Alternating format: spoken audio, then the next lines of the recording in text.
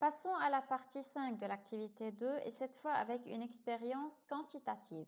Nous allons voir une seule avec deux verbes d'action qui vont changer d'une expérience qualitative à une expérience quantitative. Donc voici l'expérience.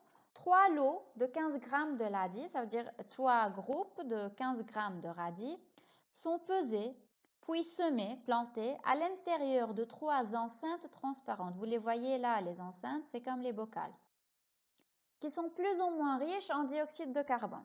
Donc, les 3 enceintes sont transparentes, c'est que la lumière peut pénétrer très facilement et arriver jusqu'aux plantes. Donc, elles sont plus ou moins riches en CO2, nous allons voir comment, c'est-à-dire les conditions d'éclairage, ça veut dire de lumière, de température et d'arrosage, l'eau, sont identiques dans les 3 cas. Je n'ai rien changé concernant ces 3 conditions. Ce que j'ai varié, c'est le taux de CO2. 20 jours plus tard, chaque récolte est déshydratée à l'étuve puis pesée. Étuve, c'est comme un four qui est au laboratoire. Je déshydrate, c'est-à-dire je fais évaporer l'eau des plantes. Pourquoi? Parce que j'ai besoin de savoir quelle est la vraie masse de la matière organique sans prendre en considération la masse de l'eau contenue dans la plante.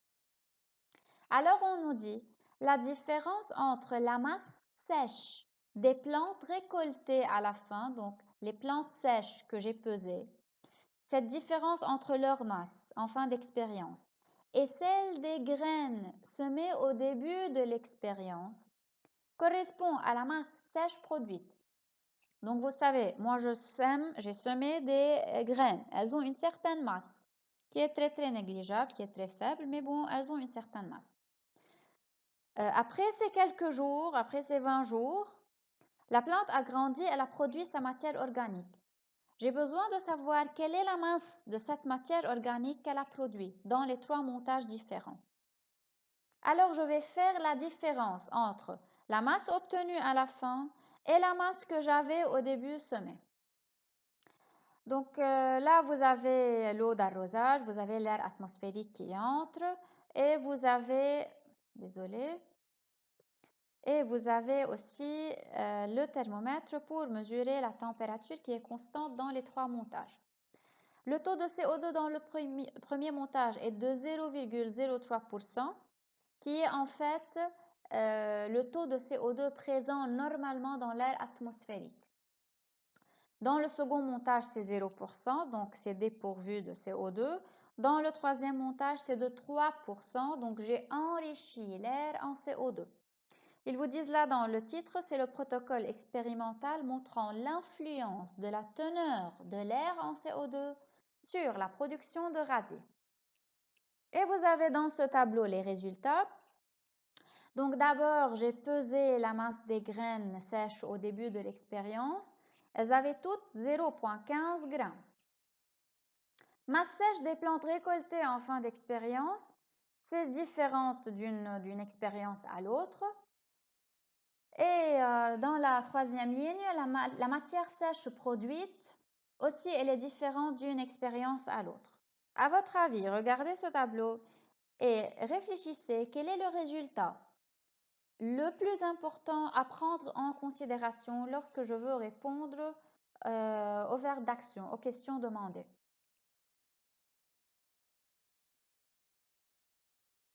D'ailleurs, la troisième ligne qui est là, si vous faites le calcul, les valeurs que vous avez proviennent de la différence entre masse sèche des plantes récoltées en fin d'expérience et masse sèche des graines au début de l'expérience. Donc, si je fais 2,68 moins 0,15, j'obtiens 2,53 et ainsi de suite pour les 3 autres.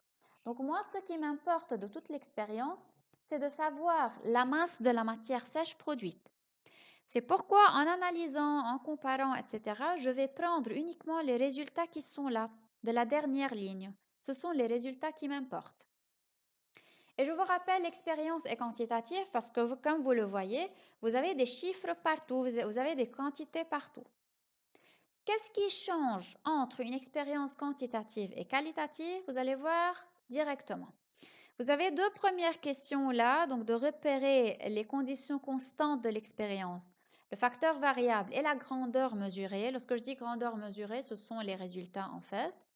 Vous allez les faire et de formuler l'hypothèse testée dans cette expérience, vous allez la faire. Je ne vais pas expliquer, je pense que ces deux questions sont très faciles. Pour la question analyser et conclure, j'explique. Vous savez que dans n'importe quel type d'analyse, vous mettez les variables et les résultats. Et de même là, vous devez mettre variables et résultats, mais il y a quelque chose aussi à ajouter. D'abord, commençons par repérer les variables et les résultats. Je pense que c'est très facile d'après tout ce que j'ai expliqué. C'est clair dans le document. Ce que j'ai fait varier d'une expérience à une autre, c'est le taux de CO2. Donc, c'est ma variable.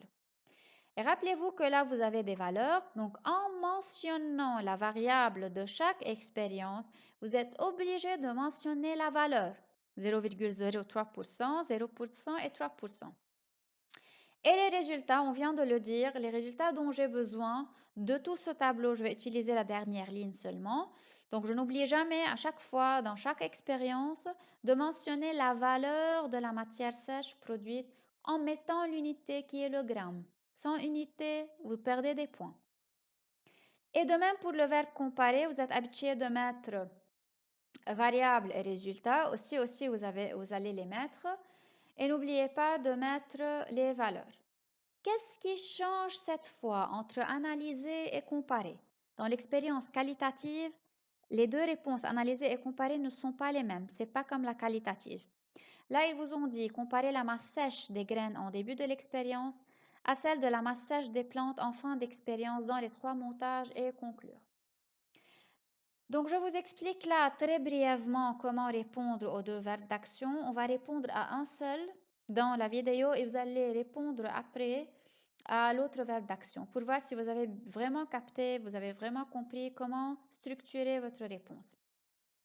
Dans le verbe comparer, bien sûr, vous allez mettre variable et résultat, mais en passant de la première expérience, en mettant variable et résultat, et puis en passant à la deuxième expérience pour mettre sa variable et ses résultats, vous utilisez les connecteurs suivants. Vous devez mentionner si les valeurs sont inférieures, supérieures ou égales et de combien de fois. Pour savoir combien de fois c'est plus grand, c'est plus petit, je divise la grande valeur sur la petite valeur pour obtenir un certain nombre. Donc, ce rapport que j'ai fait me donne un certain nombre. Ce nombre m'indique de combien de fois c'est plus grand, de combien de fois j'ai augmenté la teneur du CO2 dans l'air. Pour savoir de combien de fois ça a augmenté entre 1 et 3, je divise 3% sur 0,03%. Le nombre que j'obtiens, je le mets dans ma comparaison. Vous allez voir directement, ça veut dire quoi, comment le faire. Par contre, dans l'analyse, je ne vais pas dire inférieur, supérieur ou égal. Je vais dire augmente, diminue ou reste constant. Et aussi, tout comme dans la comparaison, je dis de combien de fois ça a augmenté ou bien ça a diminué. Je passe à un exemple pour comprendre comment répondre. Donc, voici la même expérience qui est devant moi. Voici les variables, le taux de CO2, voici les résultats, la matière sèche produite. La question est maintenant, analyser les résultats de l'expérience et conclure. Donc, je vais commencer par les variables. Vous pouvez commencer par les résultats et puis passer aux variables. Vous faites ce qui vous plaît. Moi, je trouve que c'est plus facile de commencer par les variables. Soit vous commencez par le montage 1, puis 2, puis 3. Soit moi, je vais commencer dans cette expérience par le 2, parce que le 2 a une valeur de 0%. Et je vais passer du plus petit au plus grand. Ça veut dire 2, puis montage 1, puis montage 3. Et je vais dire, en absence de dioxyde de carbone, et je mets entre parenthèses la valeur qui est 0%, et c'est mieux d'indiquer le montage, donc le montage 2. Je passe au résultat. La matière sèche produite est de 0,25 g seulement. Donc la voilà. Matière sèche produite dans le montage 2, c'est 0,25 g. Je continue. Donc je vais passer au montage 1. où j'ai augmenté la valeur, le taux du CO2 à 0,03%. Et je vous rappelle, dans le verbe analyser, je ne dis pas inférieur, supérieur, je dis augmente, diminue et reste constante. Alors, je dis, par contre, en augmentant le taux de CO2 à 0,03% dans le montage 1, je passe au résultat.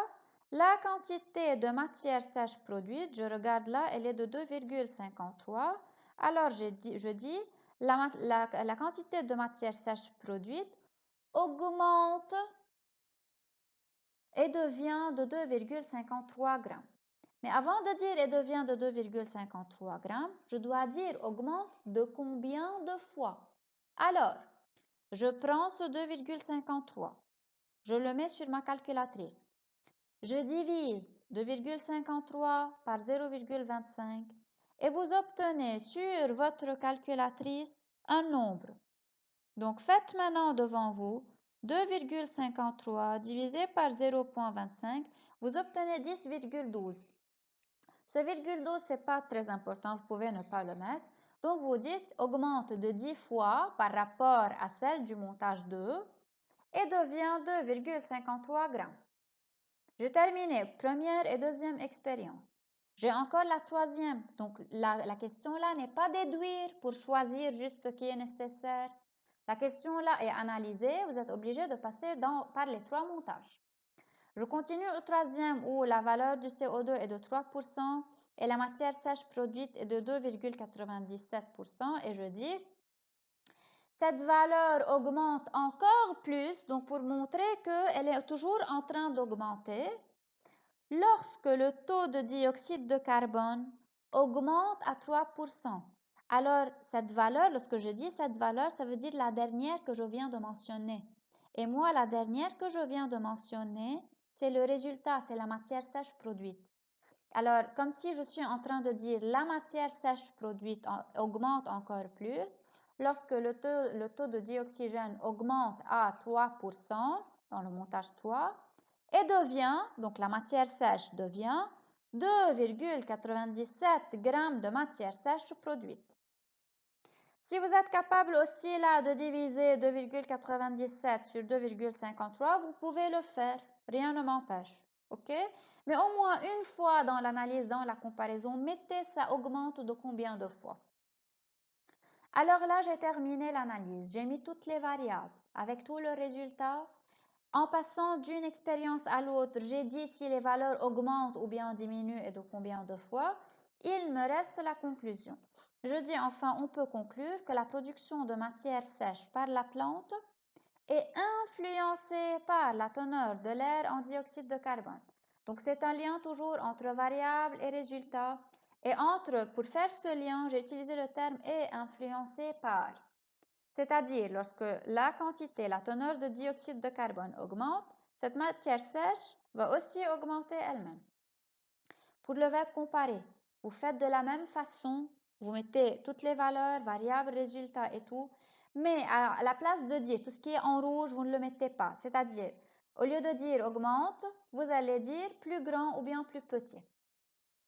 C'est à vous de faire maintenant.